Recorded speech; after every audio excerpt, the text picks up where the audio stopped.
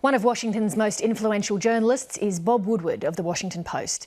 He's just released a new book called The Price of Politics, exploring the fractious relationship between President Barack Obama and the Republican-dominated Congress. He joined me earlier from Washington. Mr. Woodward, I'll come to your book in a moment, but I wanted to ask you first about the Mitt Romney video that has Washington buzzing. How significant is it? It could be very significant because he essentially says 47% or about half of the people won't vote for him, and then he says some distorting things about who those people are, that they don't pay income taxes and that they're not working, and it's just a muddle and a simplification. But if you see the video, it's said with such conviction, and it suggests very strongly that this is class warfare. But it looks like something that may be a seismic event in the campaign. Why would it be a seismic event? It's not as if people haven't noted before that plenty of Americans take more in welfare than they give back in taxes. Well, yes, that's true, but the way he says it in the declaration that these people are not going to vote for him, because they're all for Obama, well, that turns out not to be true, and it's a muddled simplification of who the American voter is, and it sounds, as I said, like class warfare.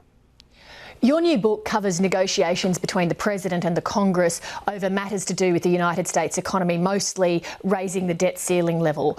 Why, when so much was at stake, did the Democrats and the Republicans find it so hard to work together?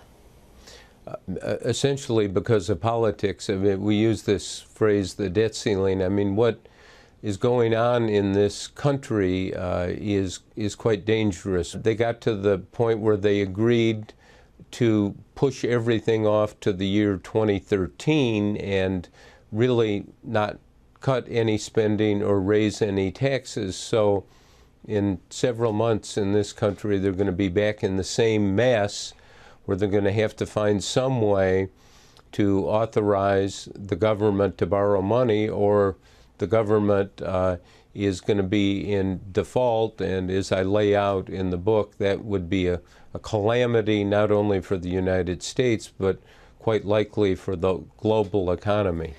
We heard so much in 2008 about how Obama didn't want to do business the Washington way, with the deal making and the lobbying and so on. Has he given up now on doing things differently?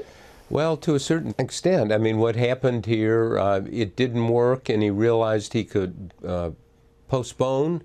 And so that's what he's done, and this is why the book is called The Price of Politics. And the price of politics is we have a situation where the government in this country is not on sound footing, and that's very dangerous.